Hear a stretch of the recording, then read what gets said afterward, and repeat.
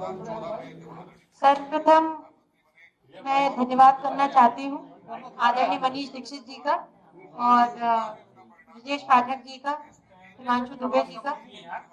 और मैं बस इतनी बात कहना चाहती हूँ कि आज गांधी जी की पुण्यतिथि है। इसी अवसर पर हम सारे पार्टी के लोग यहाँ इकट्ठे हुए थे और हम सभी ने अभी मन की बात सुनी। उसके उपरांत मैं बस इतनी बात बोलना चाहती हूँ कि 5 साल में भारतीय जनता पार्टी की सरकार में एक भी घोटाला नहीं हुआ, 5 साल में एक भी दंगा नहीं हुआ, जबकि टाइम हमारे अनुकूल नहीं था। कोविड की बहुत बड़ी महामारी आई, उसमें भी हम सफल हुए। 47,000 से ज्यादा भू माफिया और गुंडे आज जेल में हैं।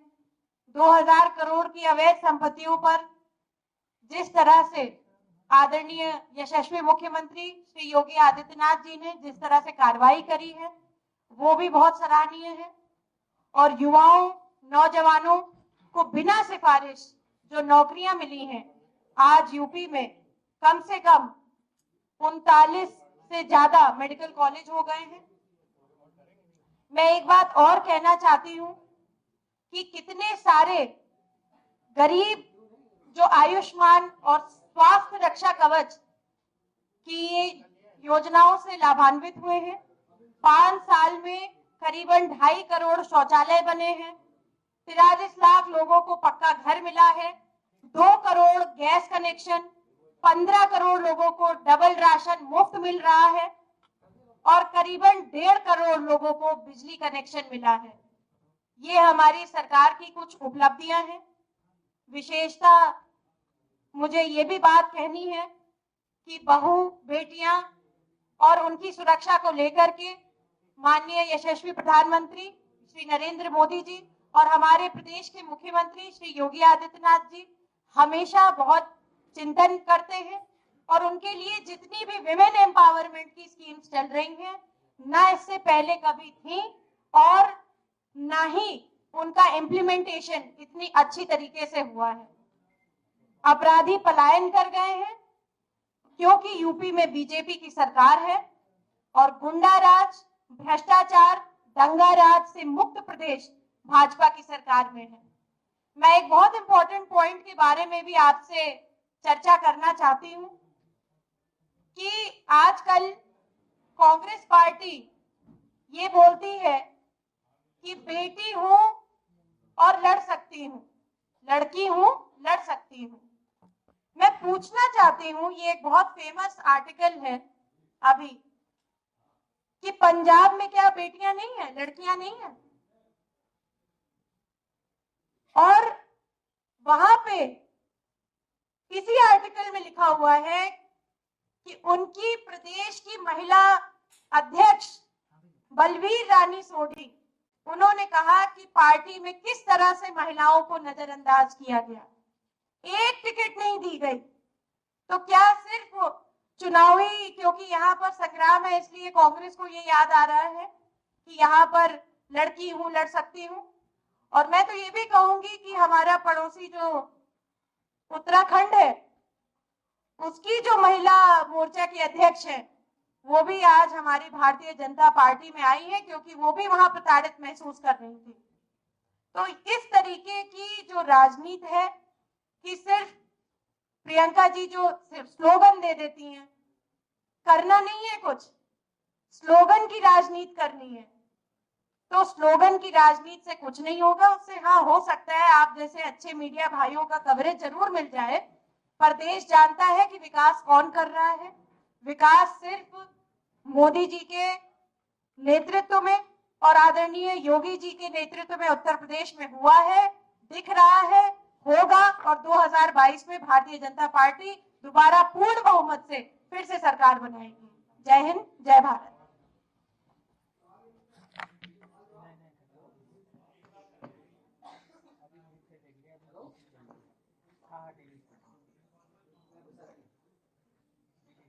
धन्यवाद साथियों।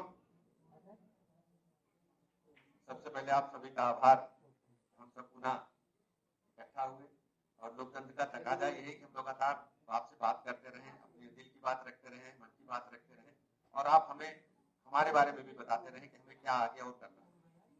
मित्रों, मैं याद दिलाना चाहूंगा 2012 में जिनको सत्ता उत्तर प्रदेश की जनता ने सौंपी थी, वो लोग आज बदलाव की बात कर रहे हैं। 2012 से लेकर 17 तक उत्तर प्रदेश का क्या हाल था आप सबको भी पता है और जनता को भी पता है। उन्होंने सत्ता में आने के बाद क्या किया, ये किसी से छुपा नहीं। उन्होंने जो वादे किए थे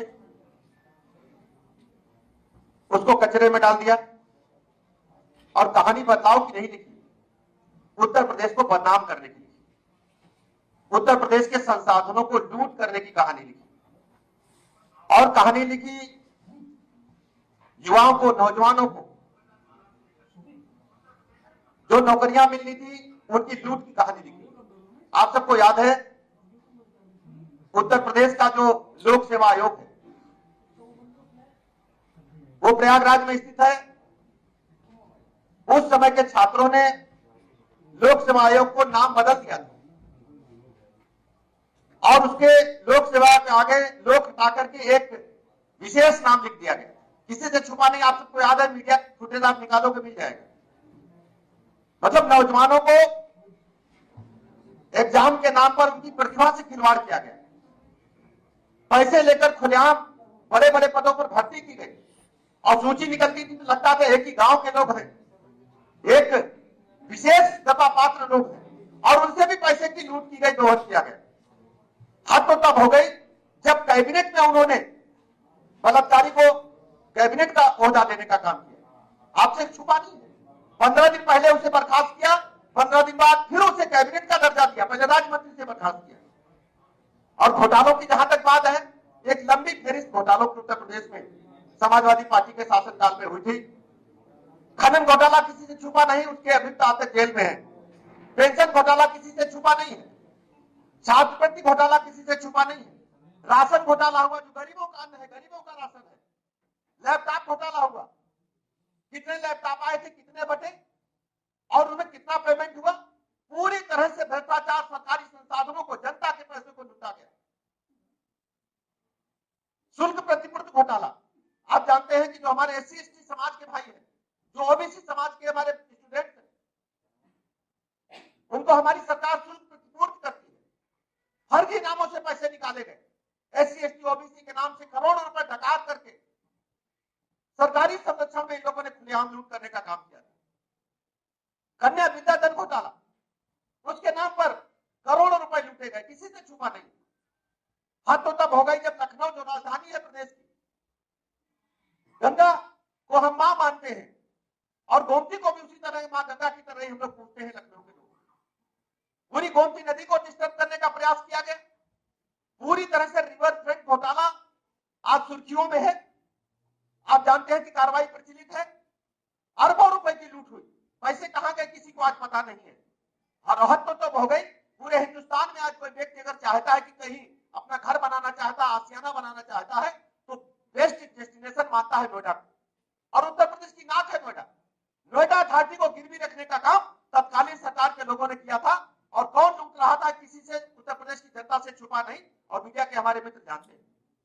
और हद तो तब हो गई जब इन्होंने लोहिया ग्राम योजना चलाई। लोहिया जी के नाम पर, जिनके नाम पर पूरा दल चलाने का नाम करते हैं, लोहिया जी, मैं याद दिलाना चाहता हूं, अम्बेडकर नगर के बहुत ढेर सारे पत्रकार मित्र यहां होंगे। लोहिया जी अम्बेडकर नगर से संबंध रखते थे। एक बार लोहिया जी के आवास पर पंडित जवाहरलाल नेहरू रुकने के लिए गए यात्रा के दौरान, तो उन्होंने सुबह उठकर स्नान करने के बाद कंघा मांगा। लोहिया जी ने कहा कि हम समाजवादी, हमारे पास कंघा नहीं है। और इन समाजवादियों को आप याद करिए, इन समाजवादियों के पास तो टाटा की कोई गाड़ी भी नहीं होती, मर्सिडीज गाड़ी, एमेट गाड़ी, जिस यात्रा से, रथ यात्रा से यात्रा कर रहे हैं, वो भी मर्सिडीज ने बनाई। आप सबको पता है, किसी से छुपा नहीं। किस समाजवाद की बात करते हैं? समाजवाद इनका ठकोसला है, नाटक है, केवल जनता को गुमराह करने के लिए समाजवाद है। ये समाजवादी नहीं, ये लूट तंत्रवादी है। इन्होंने पूरी तरह से लुटेरों को, आतंकियों को, उत्तर प्रदेश के जो माफिया हैं उनको इकट्ठा करके एक योजनाबद्ध तरीके से सरकारी संसाधनों को लूटने के लिए एक योजना बनाई और जनता के बीच में निकल करके गुमराह करने का काम कर रहे हैं। उत्तर प्रदेश की जनता लोग बहुत ही समझदार हैं, वो जानते हैं कि उत्तर प्रदेश को सिर्फ भारतीय जनता पार्टी बचा सकती है। और भारतीय जनता पार्टी ने तय करा दिया, जैसा कि अभी आप सुन रहे थे कि आज जो गरीब आदमी, जो आम आदमी, वंचित आदमी है, माननीय प्रधानमंत्री जी ने सबको निःशुल्क आवास देने का काम किया। हमारे मन में आशियाना एक पाने की इच्छा होती है, आपके मन में होती है, हर गरीब के मन में इच्छा होती है कि अगर बड़ा आदमी पक्की छत के नीचे रह रहा है तो हम तो झोपड़े में पैदा हुए, लेकिन हमारा बेटा झोपड़े में न रहे, वो भी उसके लिए पक्की छत चाहता है। दुनिया में किसी ने नहीं सोचा, आदरणीय प्रधानमंत्री नरेंद्र मोदी जी ने भारत में योजना लागू की कि कोई गरीब अब अगर पक्के मकान के नहीं रहेगा, सबको मकान देने का निर्णय आदरणीय प्रधानमंत्री जी ने लिया और सबको मकान दे रहे हैं हम लोग। सबके लिए शौचालय। याद है दोपहर को क्या होता था, अगर बहू बेटी का पेट खराब हो जाए, किसी बुजुर्ग का बीमार लग जाए तो उसको रात में इंतजार करना पड़ता था। और सड़क के किनारे जब हमारी बहन बेटियां बैठती थी, बहुएं बैठती थी, तो गाड़ी की जब हेडलाइट आपकी पड़ती थी तो उनको किस व्यवस्था से खड़ा होना पड़ता था कि तत् सर्व झुक जाता था। आजादी के 70 साल के बाद हम उन्हें नहीं दे पाए। आदरणीय प्रधानमंत्री जी ने व्यवस्था की, सबको शौचालय देने का काम। कोई बीमारी घर में लग जाए तो क्या होता था, गहने बिक जाते थे, खेती बिक जाती थी, घर बिक जाता था। 5 लाख तक का निःशुल्क इलाज आदरणीय प्रधानमंत्री देने का काम। महीने में 2 बार राशन मिल रहा है। ऐसी सैकड़ों योजनाएं, हर गरीब आदमी के जीवन स्तर में उत्थान हो, वो सम्मान से जी सके, मुख्य धारा में रह सके। हमारे पंडित दीनदयाल उपाध्याय जी एकात्म मानववाद का जो सिद्धांत है, वास्तव में अगर किसी ने लागू करने का काम किया है तो भारतीय जनता पार्टी की सरकार ने, आदरणीय प्रधानमंत्री जी ने उसे चरितार्थ करने का काम किया। आज उत्तर प्रदेश के लोग लूटने की योजना बना रहे हैं, डिस्टर्ब करने की योजना बना रहे हैं। हमने जब उनकी सूची देखी, आपके समझ में आया था, जब प्रत्याशियों की सूची देखी, लूट, डकैती, हत्या, बलात्कार, खनन घोटाला, इवन देन मैं बताऊं मनी लॉन्ड्रिंग तक के आरोपियों को आपने टिकट दे दिया है। आप कहना करना क्या चाहते हैं उत्तर प्रदेश को लेकर के? सहयोगियों के साथ व्यवहार क्या है आप सब जानते हैं। इसलिए मैं आप सबसे अपील करना चाहता हूं कि उत्तर प्रदेश को कानून का राज स्थापित करने वाले, उत्तर प्रदेश में अमन चैन लाने वाले, उत्तर प्रदेश को डेवलपमेंट विकास के मोर्चे पर चतुर्मुखी विकास की ओर ले जाने वाले भारतीय जनता पार्टी को, आदरणीय योगी जी को, और विशेष रूप से मैं याद दिलाना चाहूंगा, उत्तर प्रदेश में 1000 से अधिक दंगे हुए, लेकिन कुछ दंगों की याद आपको भी होगी क्योंकि हमारे जर्नलिस्ट में कई बार दंगों की चपेट में आगे कवरेज करने के लिए।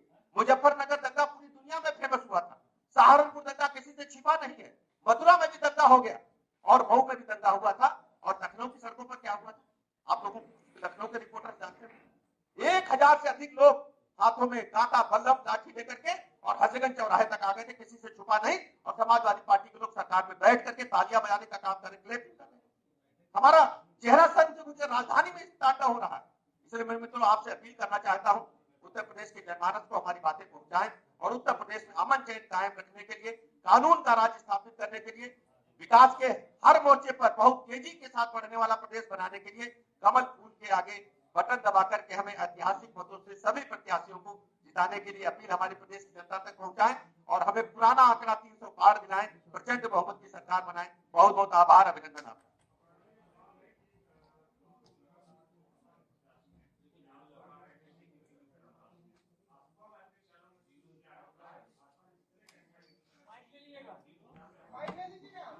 मैं बता देता हूँ, जो समाजवादी पार्टी के मुखिया ने कहा और जो मैंने आरोप लगाया, अपराधी कौन होगा ये जनता तय करती है और थाने की हिस्ट्री शीट तय करती है। समाजवादी पार्टी के मुखिया ने जो सूची जारी की है उसमें दर्जनों ऐसे लोग हैं जिनकी हिस्ट्री शीट है, रजिस्टर नंबर 8 पर उनका नाम दर्ज है और उनको पुलिस निगरानी में रखी है। हमारे पास जो प्रत्याशी की सूची दर्ज जिस पर वो कमेंट कर रहे हैं, जो सामाजिक आंदोलनों के दौरान मुकदमे दर्ज होते हैं वो भी भारतीय दंड संहिता के तहत दर्ज होते हैं। जैसे सरकारी काम में बाधा के 332 का मुकदमा, जैसे रैंपेज का मुकदमा, सड़क जाम करने का मुकदमा, ये सब मुकदमे राजनीतिक आंदोलनों के दौरान दर्ज हुए हैं। हमारा कोई भी कार्यकर्ता माफिया की श्रेणी में नहीं आता, ऑर्गेनाइज क्रिमिनल की श्रेणी में नहीं आता और सामाजिक रूप से सब लोगों का आशीर्वाद, उत्तर प्रदेश जनता का आशीर्वाद हमारे पार्टी के प्रत्याशियों को प्राप्त।